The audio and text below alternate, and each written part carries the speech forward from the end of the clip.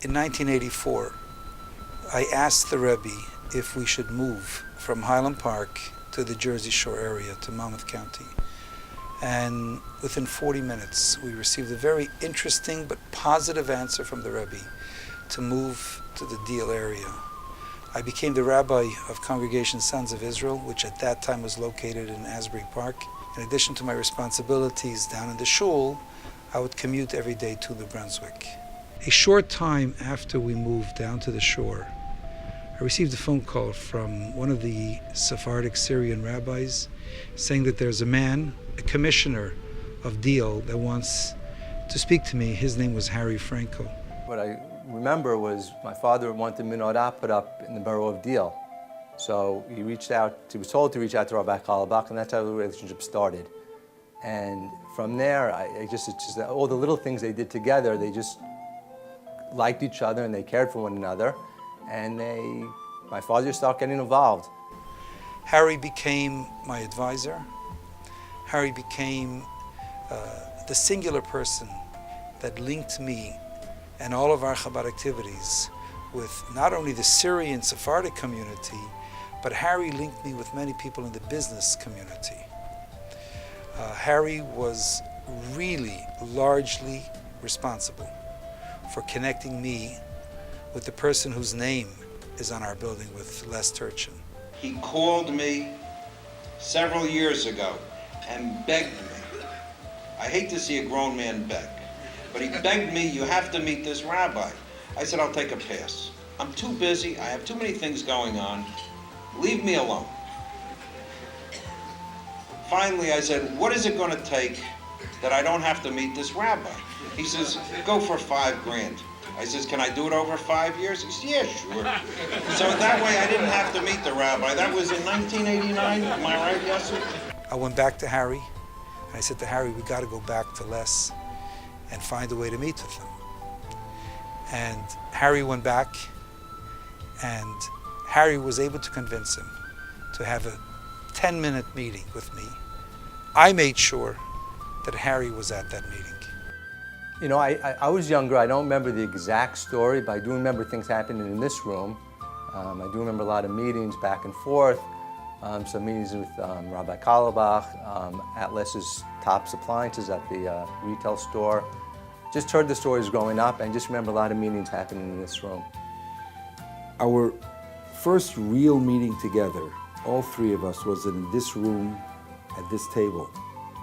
And we went from $0 to $1 million in no time.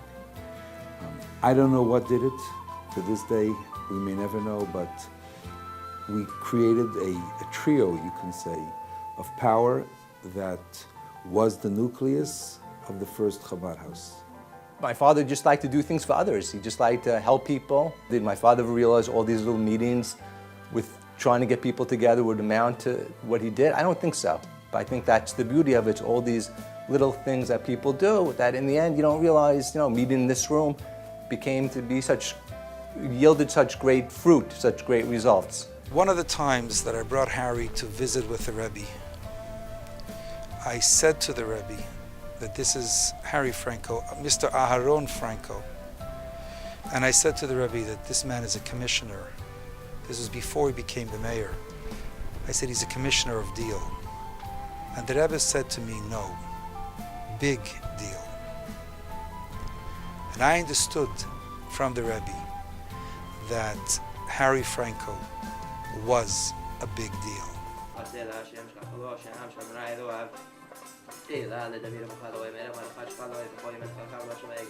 Now we have a full-service Sephardic synagogue, which has everything, literally everything in it. What you have here in this whole building that we walk through, it's a body. It's like a whole human body and a strong body. But for the Sephardic community, it had no heart. There was no heart beating.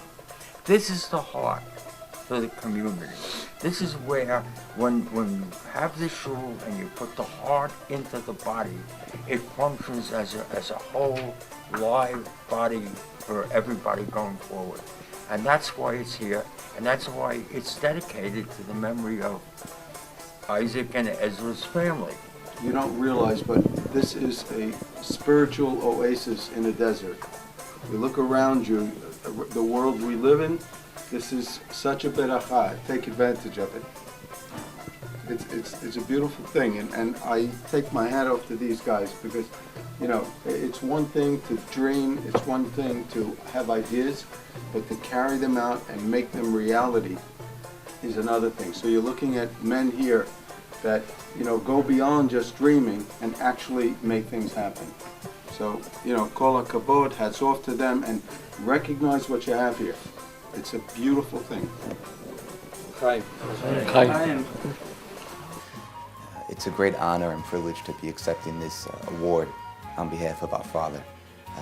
He stood for so much when he was here, and in his passing, he's even larger than life now. And it's just an honor because we're able to show his children, grandchildren, God willing, great-grandchildren, the kind of man that he was. So accepting this is more of a tribute to him and giving him the respect that he deserves.